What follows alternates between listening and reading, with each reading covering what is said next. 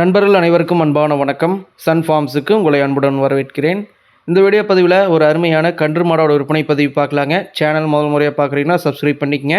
நம்ம கால்நடைகளோட விற்பனை பதிவு ரெகுலராக பதிவேற்றம் பண்ணிட்டு இருக்கிறேங்க வெவ்வேறு பகுதிகளிலிருந்து. வாங்கக்கூடிய பதிவுக்குள்ள போகலாம்.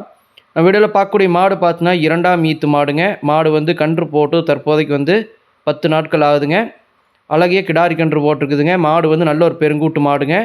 மாட்டில் சொல்லி தவறோ மற்றபடி எந்த பிரச்சனையும் இல்லைங்க. தற்போதைய பால் கறவைன்னு பார்த்தீங்கன்னா ஒரு நாளைக்கு 11 லிட்டர் கறந்துட்டு இருக்குதுங்க.